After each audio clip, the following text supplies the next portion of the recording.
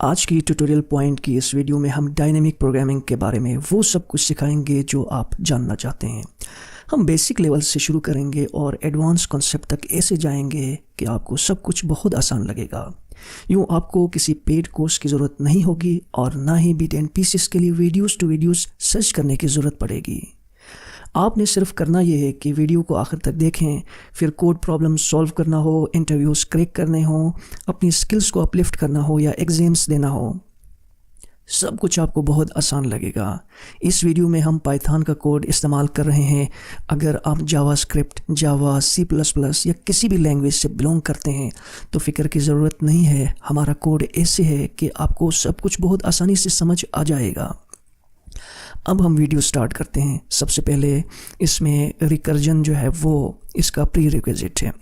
अगरचे आपको रिकर्जन के बारे में कुछ भी नहीं पता तो बेहतर ये है कि आप रिकर्जन के बारे में सीखें, लेकिन अगर आपको रिकर्जन के बारे में थोड़ी भी नो हाउ है तो फिर ये इनफ है, हम बाकी आपको सब कुछ सिखाएंगे। दूसरी अहम बात यह है कि इसमें हम थोड़ी सी डायनेमिक प्रोग्रामिंग के बारे में थ्योरी पढ़ेंगे, यानी उसकी डेफिनेशन को टच करेंगे। अगरचे हमारा मकसद थ्योरी पढ़ाना नहीं है, हम आपके स्किल्स को ऐसे डेवलप करना चाहते हैं कि आपके पास कॉन्सेप्ट हो, इसकी इंटीग्रेशन ऐसे डेवलप हो कि आप कोडिंग को अपना स्किल के तौर पर इस्तेमाल करें, कोड प्रॉब्लम्स को हल करें, एग्ज़ाम्स को क्रैक करें।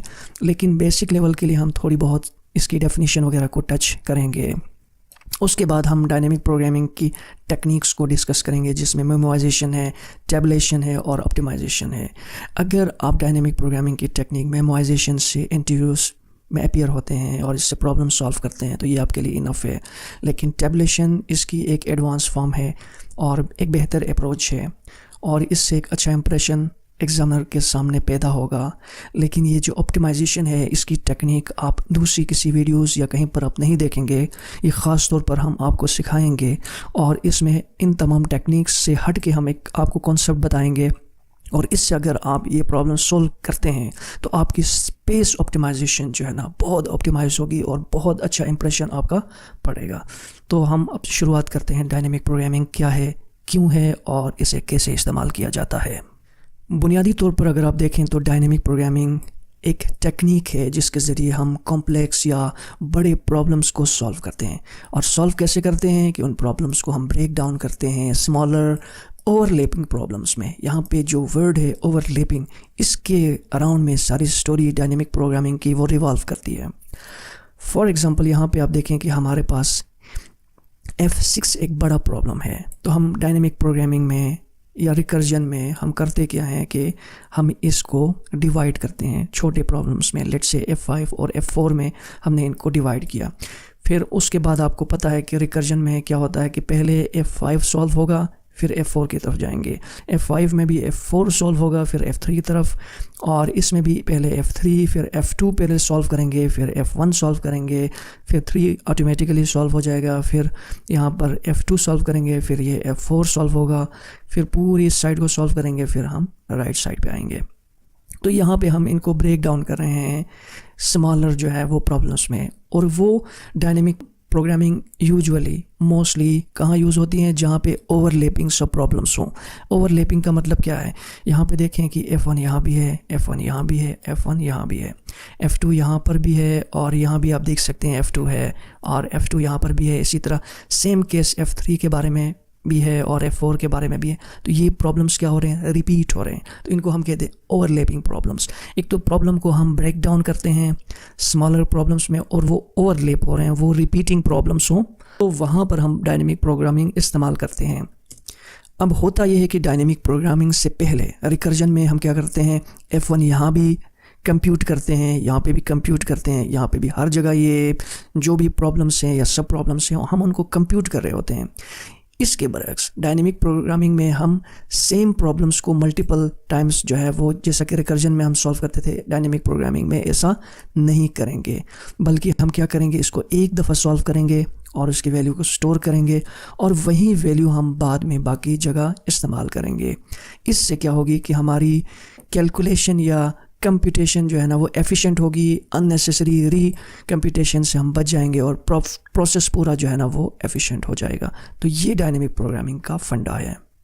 डायनेमिक प्रोग्रामिंग को समझने के लिए आमतौर पर जो मिसाल हम लेते हैं वो फिबोनाची सीरीज़ है। फिबोनाची सीरीज़ से आप वाकिफ़ होंगे नहीं हैं तो हम आपको बताते चलें कि फिबोनाची सीरीज़ एक ऐसी सीरीज़ होती है कि जिसमें अगर ये नंबर इस पर गौर करें तो ये अपने प्रीवियस और बिफ़ोर प्रीवियस का सम होता है। इन दोनों को, ये प्रीवियस को और बिफ़ोर प्रीवियस को सम करें तो ये नंबर हमें हासिल होता है। और इस नंबर को देखें तो ये भी प्रीवियस और बिफ़ोर प्रीवियस इन दोनों का सम होता है। और इस नंबर को देखें तो ये भी प्रीवियस और बिफ़ोर प्रीवियस का सम होता है।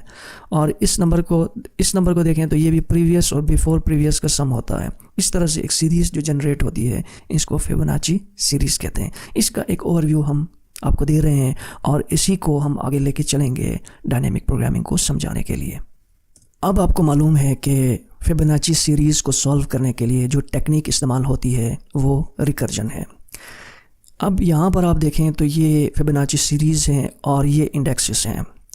रिकर्जन में इसका फार्मूला ये है कि एफ ऑफ एन मालूम करने के लिए एफ ऑफ n-1, अगर ये फॉर एग्ज़ाम्पल ये f ऑफ n है, अगर हमने 5 का हमने मालूम करना हो तो पहले f ऑफ n-1 क्या होगा, ये वाला 4 इंडेक्स वाला, और f ऑफ n-2 इसको इससे -2 करेंगे तो ये 3rd इंडेक्स वाला, ये दोनों क्या होंगे, प्लस होंगे इस फार्मूले के मुताबिक, तो f ऑफ n मिलता है।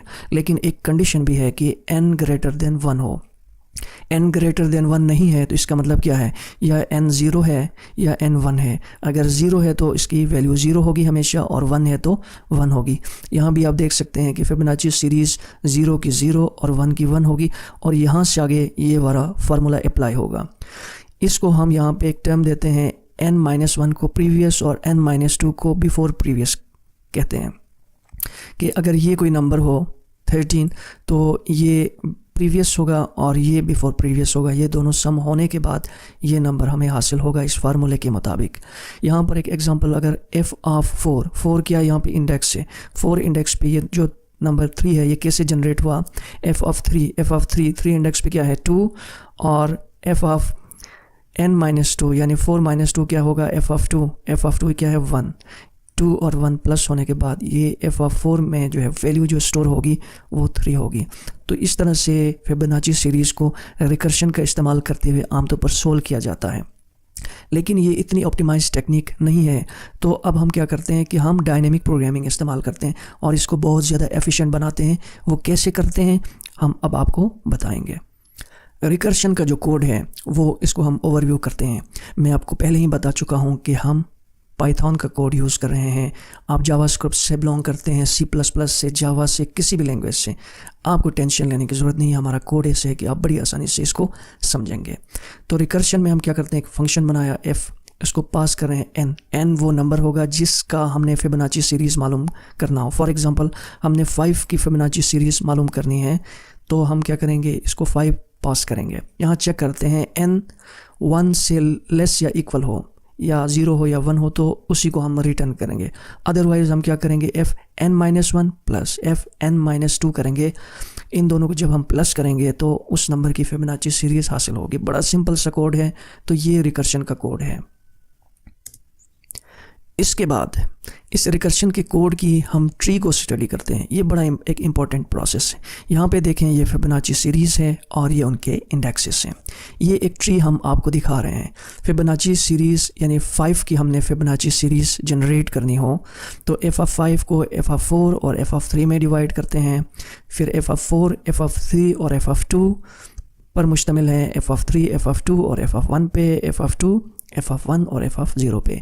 यहाँ पर भी ऐसे ही डिवीज़न होगी 2 और 1, और 2 मज़ीद डिवाइड होगा 1 और 0। तो रिकर्शन जो है फिबोनाची सीरीज़ की वो इस तरह से एक ट्री फॉर्म में हम इसको रिप्रेजेंट कर सकते हैं। तो इसको ज़रा हम सॉल्व करते हैं।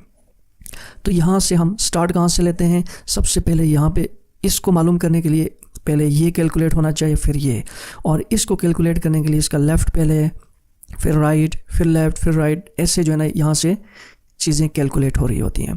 तो f ऑफ 1 ये हो गया, f ऑफ 1 पे वैल्यू क्या है 1 है, और f ऑफ 0 पे वैल्यू क्या है 0, 1 पे 1 है और 0 पे 0, ये दोनों प्लस होंगी और इसकी वैल्यू हो जाएगी 1। तो f ऑफ 2 की वैल्यू हमने मालूम किया 1। उसके बाद f ऑफ 1 की वैल्यू क्या है, f ऑफ 1 की वैल्यू 1 है। इन दोनों को प्लस करेंगे तो f ऑफ 3 की वैल्यू आएगी 2। एफ ऑफ 3 की वैल्यू हमें मालूम हो गई कि वो 2 है। और यहाँ पे अब इसके लिए हम कैलकुलेट करेंगे दोबारा यहाँ से। एफ ऑफ 1 की वैल्यू 1, एफ ऑफ 0 की वैल्यू क्या है 0। इन दोनों को प्लस करेंगे तो एफ ऑफ 2 की वैल्यू आ गई 1। अब 2 और 3 को प्लस करेंगे तो एफ ऑफ 4 की वैल्यू हमारे पास आ गई 3। अब इस साइड को हम पूरा कैलकुलेट करते हैं। उसके लिए हमें दोबारा यहाँ से स्टार्ट करना होगा।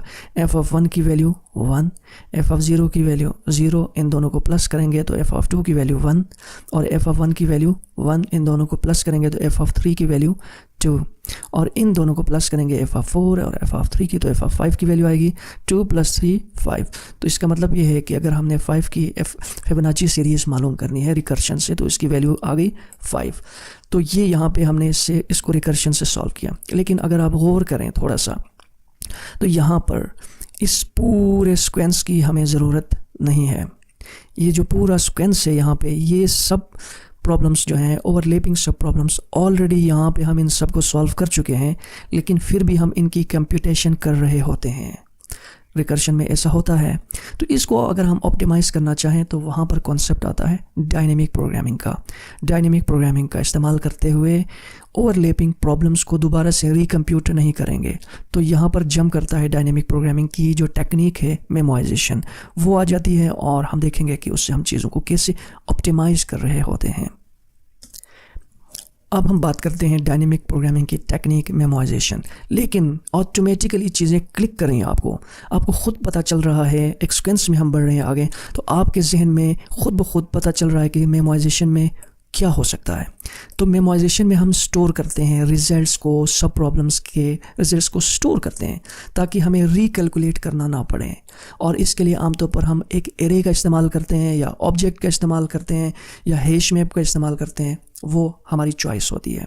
तो कहने का मफहूम ये है कि आपने देखा कि ये यहाँ पर रिपीट हो रहा है, ये ऑपरेशन, ये भी रिपीट हो रहा है, ये भी रिपीट हो रहा है, ये भी रिपीट हो रहा है। 2 ये देखें कि ये 2 भी रिपीट हो रहा है, यहाँ पे 3 भी रिपीट हो रहा है, यहाँ पे ये 0 भी रिपीट हो रहा है। तो इनको दोबारा से रिकम्प्यूट करने की ज़रूरत नहीं है। अगर हम यहाँ पे इनकी कंप्यूटेशन कर लें, इनकी और उनको स्टोर करें सब प्रॉब्लम्स की, तो रिकम्प्यूटेशन जो है ना से हम बच जाएंगे और हमारा जो कोड है वो एफिशिएंट होगा।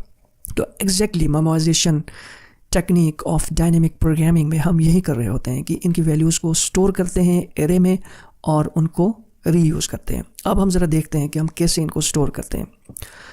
तो सबसे पहले ये होता है कि हमारे पास फॉर एग्जांपल 0 1 2 3 4 5, हमने 5 की जो है वो मालूम करनी है फिबोनाची सीरीज़। तो ये 5 की हमने फिबोनाची सीरीज़ मालूम करनी है। यहाँ पे n अगर आप देखें तो n = 5 है। फर्स्ट स्टेप में हमने ये करना है कि एक एरे बनाना है n + 1। n 5 है तो हमने 1 2 3 4 5 6 लेंथ वाली जो है ना हमने एक एरे बनानी है। n 5 है, n + 1 हमने एक एरे बना लिया। Step number 1। स्टेप नंबर 2 में हम क्या करते हैं कि इन एलिमेंट्स में -1 स्टोर करते हैं। इन सब में -1 हम स्टोर करेंगे। उसके बाद हम ये करते हैं कि यहाँ पर जो भी value, for example f of 1 हमने सॉल्व करना हो तो हम चेक करते हैं कि इस एरे में अगर वैल्यू -1 नहीं है तो फिर हम वो वैल्यू रिट्रीव करते हैं। अगर -1 है तो इसका मतलब ये है कि ये इसकी value, for example f of 1 की बात करते हैं, f ऑफ 1 में माइनस का मतलब ये है कि इसकी वैल्यू अभी कैलकुलेट नहीं हुई है, तो हम इसमें नई वैल्यू स्टोर करते हैं। और अगर इसमें -1 नहीं है, इट मीन्स कि इसकी कंप्यूटेशन हो चुकी है और जस्ट हमने इसकी वैल्यू रिट्रीव करनी है नेक्स्ट टाइम, तो हमें दोबारा से कंप्यूटेशन करने की ज़रूरत नहीं होगी। तो यहाँ से शुरू करते हैं। f ऑफ 1 पे हम आ गए। f ऑफ 1 ये है, हमने चेक किया तो यहाँ पे -1 है, इसका मतलब है कि इसकी कंप्यूटेशन नहीं हुई है। हम इसको यहाँ से रिमूव करते हैं और f ऑफ 1 की वैल्यू हमें पता है कि 1 है, ये हमने 1 स्टोर किया। उसके बाद f ऑफ 0 में आ गए और यहाँ चेक किया, ये -1 है, इसकी कंप्यूटेशन नहीं हुई है। हम कंप्यूट करेंगे और जब हम कंप्यूट करेंगे तो हमें पता चलेगा कि इसकी वैल्यू 0 है। इसके बाद f ऑफ 2 में जाएंगे। f ऑफ 2 में हम चेक करेंगे, यहाँ पे -1 है, इसकी कंप्यूटेशन नहीं हुई है, तो हम इसको यहाँ पे कंप्यूट करेंगे। कंप्यूटेशन कैसे करते हैं, इन दोनों को प्लस करते हैं। हम प्लस करेंगे और यहाँ पर इसकी वैल्यू आ गई 1, ये भी कंप्यूट हुआ, ये f ऑफ 2 भी कंप्यूट हुआ। अब हम यहाँ पे आते हैं f ऑफ 1। देखें f ऑफ 1 फिर आया है, तो हम यहाँ पे जाके चेक करते हैं f ऑफ 1 क्या है, 1 है, -1 नहीं है, 1 है। इसका मतलब ये है कि इसकी वैल्यू हम स्टोर कर चुके हैं। जस्ट वैल्यू को हम रिट्रीव करेंगे और यहाँ पर 1 शो करेंगे, दोबारा से कंप्यूटेशन नहीं होगी। अब हम आते हैं f(3) में हम चेक करते हैं -1 है, इसका मतलब है कि इसकी कंप्यूटेशन नहीं हुई है। हम कंप्यूट करेंगे। f(3) कैसे कैलकुलेट करते हैं, उसके प्रीवियस और बिफोर प्रीवियस को प्लस करते हैं, दोनों को हम प्लस करेंगे तो यहाँ पर होगी वैल्यू 2 हो गई। तो यहाँ पे हमने 2 अपडेट कर लिया। उसके बाद हम इस तरफ जाते हैं और यहाँ पे जाते हैं, 2 में गए, 2 के बाद 1 और 0 को चेक करते हैं। 1 में गए, हमने चेक किया तो ये कंप्यूट वैल्यू हो चुकी है। हम जस्ट वैल्यू रिटर्न करते हैं और यहाँ पे लिखेंगे 1। यहाँ से बस वैल्यू रिट्रीव करेंगे, कैलकुलेट नहीं करेंगे। 0 में जाएंगे, चेक करेंगे -1 नहीं है तो वैल्यू हम रिटर्न करेंगे। फिर f(2) में जाएंगे, होना ये चाहिए कि ये दोनों क्या हो, ये 0 है, ये दोनों जो है ना प्लस होकर ये वैल्यू आ जाए, ये कंप्यूटेशन होनी चाहिए। लेकिन हम f(2) में जाएंगे, चेक देखेंगे कि यहाँ पे -1 नहीं है, इसका मतलब है कि इसकी वैल्यू कैलकुलेट हो चुकी है, जस्ट वैल्यू रिटर्न करें और यहाँ पे हम वैल्यू लिख लेते हैं, कंप्यूटेशन या कैलकुलेशन नहीं करेंगे। उसके बाद हम पहुँच जाते हैं f(4) में। f(4) में यहाँ पहुँच गए, हमने देखा -1 है, इसकी कैलकुलेशन नहीं हुई है तो हम इसकी कैलकुलेशन करेंगे। इसकी कैलकुलेशन करने के लिए क्या करेंगे, प्रीवियस और बिफोर प्रीवियस को सम करें। 2 + 1 होगा 3, इसकी वैल्यू हो गई 3 और 3 को हमने यहाँ पे अपडेट कर दिया। अब हम राइट साइड पे जाएंगे, राइट साइड में भी बॉटम में जाएंगे यहाँ पे और 1 f(1) चेक करेंगे, कंप्यूटेशन हो चुकी है, -1 नहीं है, इसी वैल्यू को हम यहाँ पे अपडेट करेंगे 1। 0 हम देखेंगे इसकी कंप्यूटेशन हो चुकी है, वैल्यू अपडेट करेंगे 0। f(2) में जाएंगे, f(2) में भी वैल्यू ऑलरेडी मौजूद है, -1 नहीं है तो ये वैल्यू हम यहाँ पे अपडेट करेंगे, कैलकुलेशन नहीं करेंगे। f(1) में भी वैल्यू मौजूद है, कैलकुलेट नहीं करेंगे। उससे पहले ये सारा प्रोसेस करने से पहले f(3) में जाएंगे हम, यानी यहाँ पर ये सारा प्रोसेस नहीं होगा। जब हम यहाँ पे जंप करेंगे, f(3) में देखेंगे कि वैल्यू ऑलरेडी मौजूद है तो हम यहाँ पे उसकी वैल्यू लिखेंगे 2। फिर f(5) में जाएंगे, यहाँ पे देखें तो -1 है, अब इसकी कैलकुलेशन नहीं हुई है तो इसकी कैलकुलेशन करने के लिए प्रीवियस, यहाँ पे देखें प्रीवियस और बिफोर प्रीवियस को सम करें तो क्या होगी, वैल्यू 5 होगी और हमें पता चला कि इसकी वैल्यू जो है ना 5 है। तो मेमोराइजेशन में हम सबसे पहले एक एरे बनाते हैं n+1 लेंथ की और उसमें -1 स्टोर करते हैं। -1 का मतलब ये है कि उस पोजीशन पे कैलकुलेशन नहीं हुई है। फिर हम कैलकुलेट करेंगे और वैल्यूज़ अपडेट करते जाएंगे। नेक्स्ट टाइम अगर हमें ओवरलैपिंग प्रॉब्लम्स आ जाएं सामने तो उन ओवरलैपिंग प्रॉब्लम्स में हम वैल्यू चेक करेंगे, -1 नहीं है तो कोई उसकी कैलकुलेशन नहीं करेंगे। यहाँ पे तो आप देख सकते हैं कि एक सिंपल सी कैलकुलेशन है, प्लस हो रही है, लेकिन बहुत कॉम्प्लेक्स किस्म के प्रॉब्लम्स में बहुत हैवी कंप्यूटेशन हो रही होती है तो वो हम नहीं करेंगे, जस्ट उनकी वैल्यू को रिट्रीव करके उनको अपडेट करेंगे। इस तरह से हम अवॉइड कर रहे होंगे रीकैलकुलेशन को, रीकम्प्यूटेशन को। इससे हमारा एल्गोरिदम, हमारा कोड बहुत एफिशिएंट होगा, बहुत फास्ट हो जाएगा, बहुत ऑप्टिमाइज हो जाएगा। तो ये है डायनेमिक प्रोग्रामिंग की मेमोराइजेशन टेक्निक। अब अगर हम कोड को देखें तो रिकर्जन का कोड क्या था, एक फंक्शन बनाया f(n), इसमें चेक करते हैं n <= 1 है तो रिटर्न करें, अदरवाइज f(n-1) प्लस f(n-2) इन दोनों को प्लस करें। ये एक रिकर्सिव फंक्शन है, ये भी रिकर्सिव फंक्शन है, ये अपने आप को बार बार कॉल कर रहे होते हैं। तो इस तरह से कंप्यूटेशन हो जाती है, ये आपको मालूम हो गया होगा। अब मेमोराइजेशन टेक्निक में क्या होता है, इसमें सबसे पहले हम चेक करते हैं n <= 1 है तो रिटर्न करें n को, ये एक बेस केस कंडीशन है। उसके बाद हम क्या करते हैं, स्टेप नंबर 1 में हम एक एरे बनाते हैं। अगर dp यहाँ पे क्या है, एक एरे है जो हमने देखा था वहाँ पे। अगर एरे नहीं है, एरे को अगर हमने इनिशियलाइज नहीं किया है, नन है, तो हमने एक एरे बनाना है n+1 लेंथ की एरे बनाना है और उसमें स्टोर करना है -1। तो इस लाइन से हमारे पास एक एरे बन जाएगी जिसकी लेंथ n+1 है और उसमें हमने स्टोर करना है -1। ये स्टेप नंबर 1 है। स्टेप नंबर 2 में हम चेक करते हैं कि अगर उसकी वैल्यू -1 नहीं है मीन्स उसकी कैलकुलेशन हो चुकी है तो जस्ट हम रिटर्न करेंगे, उस वैल्यू को रिटर्न करेंगे, कंप्यूटेशन या कैलकुलेशन नहीं करेंगे। ये स्टेप नंबर 2 है। स्टेप नंबर 3 में अगर उसकी वैल्यू -1 नहीं है मीन्स -1 है, अगर उसकी वैल्यू -1 है, उसकी कैलकुलेशन नहीं हुई है तो इसी रिकर्सिव फंक्शन को कॉल करेंगे। f(n-1) dp यहाँ पर क्या करें, वो एरे पास करें, साथ में एरे पास करें। यही कंडीशन है n-1, n-1, n-2, n-2, लेकिन मेमोराइजेशन में ये एरे भी साथ साथ पास कर रहे हैं। F of N minus one, F of N minus two plus करेंगे और स्टोर करेंगे उस एरे में, उस एरे के उस इंडेक्स में स्टोर करेंगे ये वैल्यू, और आखिर में हम इस एरे को रिटर्न करेंगे। तो ये मेमोराइजेशन टेक्निक है। हमने एरे बनाया, -1 स्टोर किया, चेक किया कि अगर उसमें -1 नहीं है, उसकी कैलकुलेशन हुई है तो वैल्यू रिटर्न करें, अदरवाइज वैल्यू को कैलकुलेट करके एरे में स्टोर करें। ये जस्ट सिंपल स्टेप्स हैं। इसका बिग ओ अगर हम चेक करें, टाइम कम्प्लेक्सिटी चेक करें, तो ये O ऑफ n है। O ऑफ n क्यों है मैं आपको बताता हूँ कि इसमें होता क्या है कि लेट्स से कि हम मेमोराइजेशन में ये सारा प्रोसेस नहीं कर रहे होते हैं, लेकिन ये प्रोसेस तो हम कर रहे होते हैं कि जितने भी इसके नंबर्स हैं उनको एक दफ़ा हम कैलकुलेट कर रहे हैं। तो इसलिए हम कह सकते हैं कि इसकी time complexity O of n है, n टाइम ये एग्जीक्यूट होगा।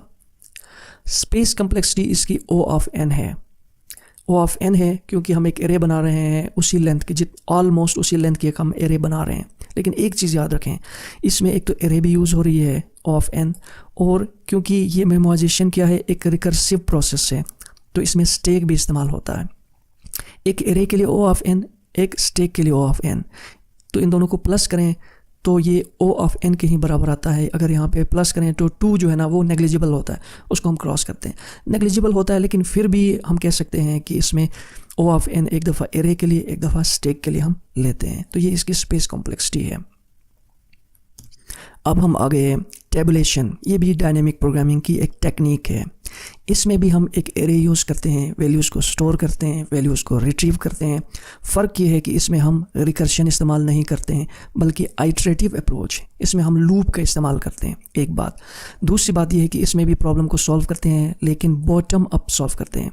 बॉटम अप मीन्स इसमें 0 से हम n की तरफ जाते हैं। अगर आप गौर करें, चेक करें, तो मेमोराइजेशन में हम n से नीचे की तरफ आ रहे थे। 5 था, 4 3 2 1 0, लेकिन इसमें क्या होगा 0 1 2 3 4 5, बॉटम अप, यानी छोटे नंबर से बड़े नंबर की तरफ जा रहे हैं।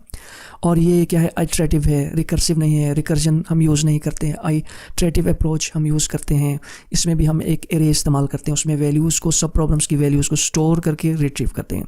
टेबुलेशन बेसिकली मेमोराइजेशन से थोड़ी सी ऑप्टिमाइज्ड है। कैसे है इसको हम देखते हैं। यहाँ पर हम देखें कि अगर हमने 5 की, हमने फिबोनाची सीरीज़ कैलकुलेट करनी है तो क्या होगा। इसमें भी एक फंक्शन बनाएंगे, f ऑफ n पास करेंगे, चेक करेंगे n इज़ लेस और equal to 1, same process, base case check करेंगे, 0 या 1 है तो इसी को रिटर्न करें।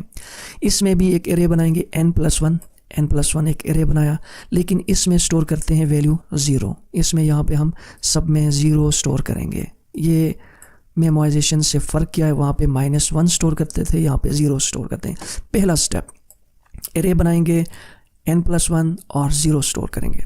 सेकेंड स्टेप, दूसरे स्टेप में कि इसकी पोजीशन, एरे की पोजीशन 1 पे, एरे की पोजीशन ये 1 पे क्या स्टोर करेंगे, 1। सेकेंड स्टेप में इसको 1 करेंगे, एरे बनाएंगे और हर एलिमेंट में 0 स्टोर करेंगे, स्टेप नंबर 1।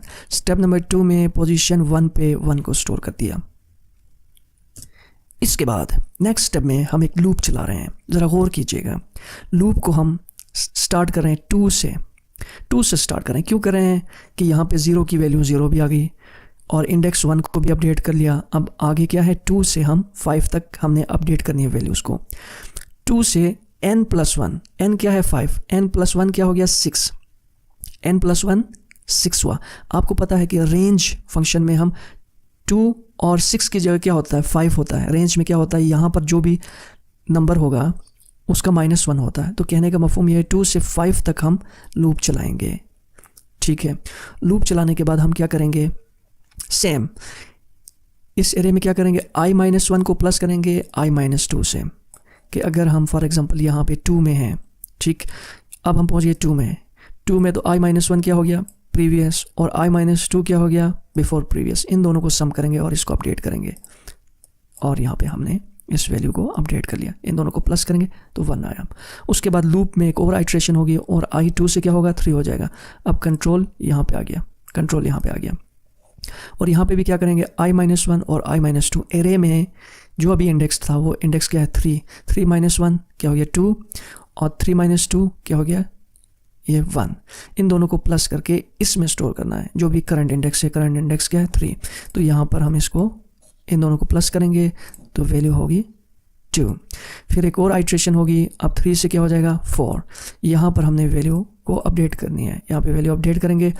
आई क्या है 4, 4 - 1 क्या हो गया 3, 4 - 2 2, 3 और 2 को प्लस करें 2 + 1 3।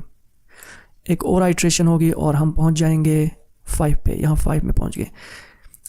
एरे का इंडेक्स क्या है 5, 5 - 1 4 को प्लस करना है I - 2 3, 3 और 4 को प्लस करें तो क्या हो गया 2 + 3 5। तो यहाँ पे वैल्यू अपडेट हो जाएगी 5 और इंडेक्स हमारा 5 पहुँच गया है। तो ये यहाँ पे टर्मिनेट होने के बाद इस एरे को यहाँ से इस वैल्यू को रिटर्न करेगा, ये वाली वैल्यू जो है वो रिटर्न हो जाएगी। तो टेबुलेशन में हमने क्या किया, स्टेप नंबर 1 पे एरे बनाया, उसमें 0 स्टोर किया और 1 वाली पोजीशन को 1 कर दिया। फिर 2 से यानी n+1 यानी n+1 जब हम रेंज में देते हैं तो 2 से यूँ समझे कि n तक ये लूप चलेगा। और सेम कोड के n-1 और n-2 की जगह उसका इंडेक्स I-1 और I-2 उस एरे का उन एलिमेंट्स को हम प्लस करेंगे और स्टोर करते हुए जाएंगे। तो यहाँ पर अगर हम देखें कि टेबुलेशन में टाइम कॉम्प्लेक्सिटी क्या होगी O ऑफ n, जितने एलिमेंट है उतनी एग्जीक्यूशन होगी। Space complexity O of n होगी, लेकिन मेमोराइजेशन से ये टेक्निक थोड़ी बेहतर है क्योंकि वहाँ पर हम रिकर्सिव अप्रोच यूज़ कर रहे थे, रिकर्शन यूज़ कर रहे थे।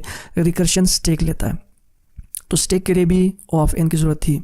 यहाँ पे हम ऐसा नहीं करें, यहाँ पे हम जस्ट एरे ले रहे हैं तो उसके लिए space complexity O of n होगी। तो ये मेमोराइजेशन से एक बेहतर अप्रोच है, उससे स्पेस कॉम्प्लेक्सिटी में बेहतर अप्रोच है। बाकी ये ऑलमोस्ट सेम है मेमोराइजेशन की तरह। अब हम जो टेक्निक यूज़ कर रहे हैं ऑप्टिमाइजेशन, मोस्टली इस टेक्निक का इस्तेमाल नहीं किया जाता है। अगर आप इसका इस्तेमाल करें और इसको समझें तो इसमें आप उसको एक लेवल ऊपर लेके जा रहे हैं डायनेमिक प्रोग्रामिंग को, और इंटरव्यूज़ या जो भी आप कोड लिखेंगे वहाँ पर बहुत अच्छा इंप्रेशन होगा क्योंकि हम इसमें स्पेस कॉम्प्लेक्सिटी को O ऑफ n से O ऑफ 1 पे लेके आ रहे हैं। आपको पता है कि चाहे टेबुलेशन हो चाहे मेमोराइजेशन हो उसमें space complexity O of n होती है, लेकिन हम करते क्या है कि इसको ऑप्टिमाइज़ करते हैं। ऑप्टिमाइज़ कैसे करते हैं, वेरिएबल्स यूज़ करेंगे, करंट, प्रीवियस और बिफोर प्रीवियस वेरिएबल इस्तेमाल करेंगे, इसमें एरे इस्तेमाल नहीं करेंगे। इस तरह से स्पेस कॉम्प्लेक्सिटी रिड्यूस हो जाएगी O ऑफ 1 में। वो कैसे होगी, इसको समझने से पहले आप यहाँ पर देखें। फॉर एग्जांपल ये हमने कैलकुलेट करना है, यहाँ पर हमारे पास एक सीक्वेंस ऑफ पर्सन्स हैं, कैंडिडेट्स हैं या प्रोडक्ट्स हैं, व्हाटएवर जो भी है। ये हमारा करंट है तो ये हमारा क्या होगा प्रीवियस, और ये हमारा बिफोर प्रीवियस होगा। प्रीवियस और बिफोर प्रीवियस सम होंगे, ये दोनों प्लस हो जाएंगे तो क्या होगा कि ये हमारे पास करंट मिल जाता है। तो प्रीवियस और बिफोर प्रीवियस जब हम सम होंगे तो करंट हमारे पास रिट्रीव होगा। उसके बाद लेट्स से कि अगर हमारा करंट अब ये है, ये करंट है, तो ये क्या था करंट था, अब ये क्या हो जाएगा प्रीवियस, और ये प्रीवियस था, अब ये क्या हो जाएगा बिफोर प्रीवियस। तो करंट मालूम करने के लिए नेक्स्ट टाइम पे करंट क्या बन जाएगा प्रीवियस, और प्रीवियस क्या बन जाएगा बिफोर प्रीवियस बन जाएगा, ये याद रखना है। और इसमें भी क्या होगा, अगर हमने ये मालूम करना है, ये करंट होगा, अब हमारा करंट क्या हो जाएगा प्रीवियस, करंट प्रीवियस हो जाएगा, और प्रीवियस हमारा क्या हो जाएगा बिफोर प्रीवियस। बाकी वही है कि प्रीवियस और बिफोर प्रीवियस सम होंगे और करंट हमें रिट्रीव होगा। लेकिन हर दफ़ा क्या हो रहा है, करंट प्रीवियस हो रहा है और प्रीवियस बिफोर प्रीवियस हो रहा है। तो यहाँ पे आप देखें कि ऑप्टिमाइजेशन में हम क्या कर रहे हैं, हम एरे का इस्तेमाल नहीं करेंगे और रिकर्शन का इस्तेमाल नहीं करेंगे। हम जस्ट क्या कर रहे हैं, वेरिएबल करंट, प्रीवियस और बिफोर प्रीवियस वेरिएबल यूज़ करते हुए हम प्रॉब्लम्स को सॉल्व कर रहे हैं।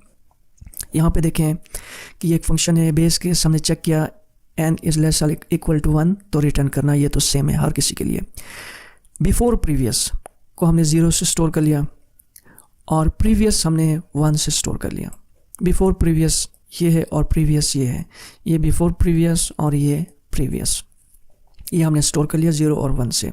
अब हम लूप चलाएंगे 2 से लेके n+1 तक, ये हम देख चुके हैं टेबुलेशन में भी। यानी 2 से अगर हमने 5 का हमने मालूम करना है फॉर एग्जांपल, तो 2 से 5 तक का लूप चलेगा। बाद आ गई 2 की, तो हम क्या करेंगे, प्रीवियस और बिफोर प्रीवियस को सम करें। ये प्रीवियस है और ये बिफोर प्रीवियस, इनको सम करेंगे 0 + 1 तो हमारे पास 1 आ गया। ये करंट आ गया हमारे पास, ये करंट आ गया। उसके बाद नेक्स्ट के लिए क्या करना था, आपको मालूम है नेक्स्ट के लिए अगर हमने ये कैलकुलेट करना है तो ये करंट बन जाता था प्रीवियस। यहाँ पे देखिए करंट प्रीवियस बन गया, और ये प्रीवियस बनता था बिफोर प्रीवियस। तो प्रीवियस जो है ना, ये देखें, ये प्रीवियस क्या बन गया, बिफोर प्रीवियस, बस और कुछ नहीं करना। लूप में करंट मालूम करना है, प्रीवियस प्लस बिफोर प्रीवियस को सम करेंगे, करंट आया, उसके बाद प्रीवियस बिफोर प्रीवियस बन जाएगा और करंट प्रीवियस बनेगा। तो इसी अप्रोच के ज़रिए ना एरे यूज़ करेंगे ना रिकर्शन, जस्ट ये 3 variables current, previous, before, previous, इससे हम इसे सॉल्व करते हैं। तो इसमें होगा ये कि टाइम कॉम्प्लेक्सिटी तो वहीं रहेगी O ऑफ n, लेकिन space complexity O of n से क्या हो जाएगी, O ऑफ n, क्योंकि हम एरे यूज़ कर रहे थे, अब O ऑफ 1 हो जाएगी। वेरिएबल्स के लिए इतनी स्पेस यूज़ नहीं होती है, तो ये हमने इसको ऑप्टिमाइज़ किया। अगर हम एक समरी देखें तो हम यूज़ करते हैं नॉर्मली प्रॉब्लम सॉल्व करने के लिए रिकर्शन यूज़ करते हैं, और उसको ऑप्टिमाइज़ करना हो तो डायनेमिक प्रोग्रामिंग यूज़ करेंगे। डायनेमिक प्रोग्रामिंग में मेमोराइजेशन यूज़ करें तो हम रिकर्शन और एरे यूज़ करते हैं इसमें। ये रिकर्शन से एक बेहतर टेक्निक है, क्योंकि हम वैल्यूज़ को स्टोर करके उनको दोबारा से रिकम्प्यूट नहीं करते हैं, इससे कोड हमारा एफिशिएंट हुआ।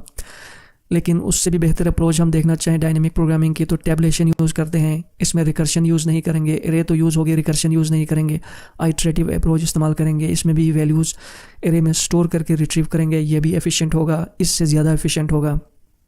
लेकिन उससे भी ज़्यादा एफिशिएंट हमने करना हो तो हम ऑप्टिमाइजेशन, स्टेबलेशन की ऑप्टिमाइजेशन एक टेक्निक इस्तेमाल करेंगे, जिसमें हम वेरिएबल इस्तेमाल करेंगे, करंट, प्रीवियस और बिफोर प्रीवियस। इस तरह से हमारी स्पेस कॉम्प्लेक्सिटी को हम O ऑफ 1 में लेके आएंगे। तो मफहूम ये है कि मेमोराइजेशन हो, टैबुलेशन और ऑप्टिमाइजेशन, ये तीनों डायनेमिक प्रोग्रामिंग की टेक्निक्स हैं। तो इस तरह से आप प्रॉब्लम सॉल्व कर सकते हैं, इंटरव्यूज़ को क्रैक कर सकते हैं, एग्जाम्स में क्वेश्चंस को सॉल्व कर सकते हैं, अपनी स्किल्स को एनहेंस कर सकते हैं, बेहतर कोड लिख सकते हैं, हाईली ऑप्टिमाइज्ड कोड लिख सकते हैं।